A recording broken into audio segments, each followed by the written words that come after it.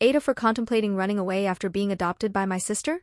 I, F17, have lived with my sister, F25, who we will call Kate for the last year. And now I'm struggling to decide between her or my parents. What should I do?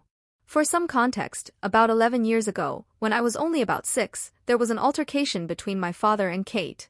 I won't be going into detail as to preserve my sister's privacy, but it ended with our family broken.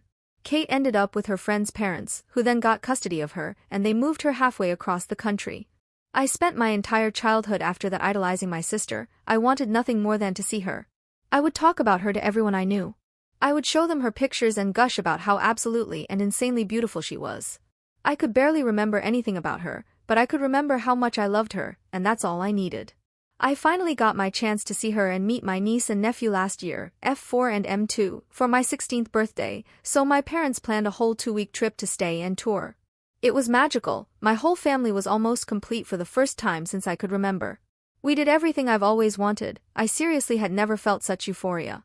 But I noticed how hostile Kate was with our parents. She was always complaining about them, especially my father. I didn't think much of it. My father was inherently hard to be around a lot of the time. Well, eventually, the time came for us to go home, but much to my surprise, my parents actually coordinated with Kate to let me stay the whole rest of the summer with her and her family. One day though, we had been drinking. We were spending the day at the lake, and like a typical white family, everyone had their fair share of beers. Kate told me about what had happened between her and our father, and it had been so much worse than what was always told to me. So many family secrets had been revealed. She had told me about how my father had always done concerning things to her when they were alone. And one day when she was my age, he had went as far as he could go. And he ended up touching her in a way a father should never touch his children. I felt sick to my stomach. As a young girl myself, I thought to myself, what stopped him from doing that to me? I had never felt scared of my father in that way.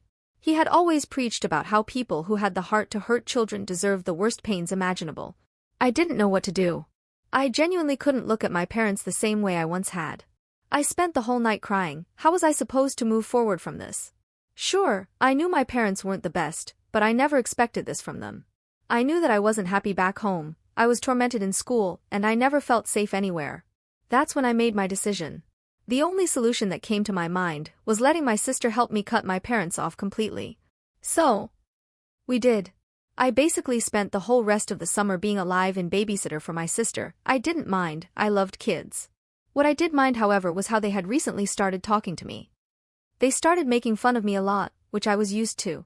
My family has always had this mean-loving type relationship, but this felt different. They would constantly berate me, tell me I was stupid, that I smelt bad, that I was lazy and gross. The only way I could describe it is I can feel the atmosphere change in a room when I come into it. Everyone looks at me with pure disgust. If you all could only see the way my sister, the same sister I spent 10 years straight talking about like she was a god, if you could see the way she looks at me. Like my existence is a pure burden to her. I don't know what I did to make her hate me so much, or what I did to deserve to be resented. But that isn't the point of the story. The point is how the straw broke the camel's back.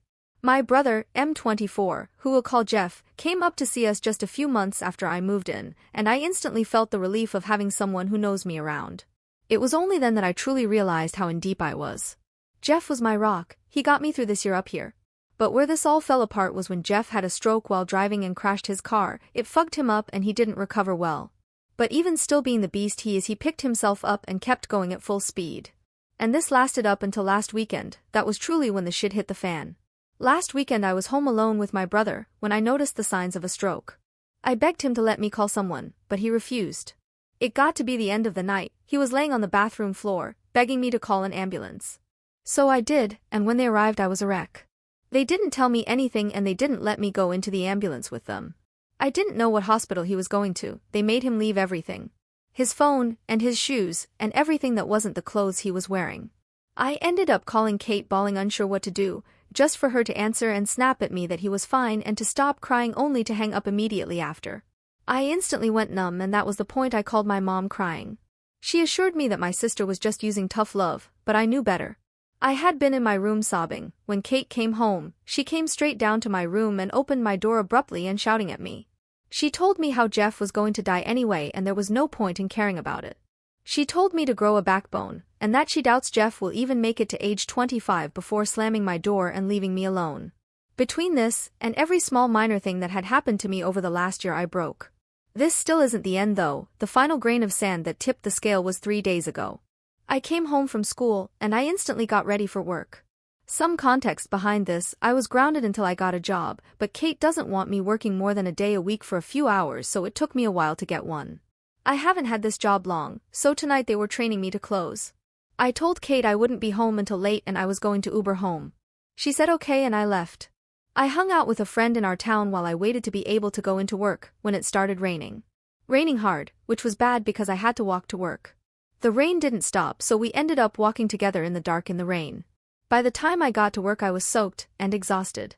I hadn't even been in the back long enough to set my stuff down when my manager told me that someone was on the phone asking for me and they were angry. I knew instantly it was Kate, so I answered. I instantly got screamed at for lying about being at work.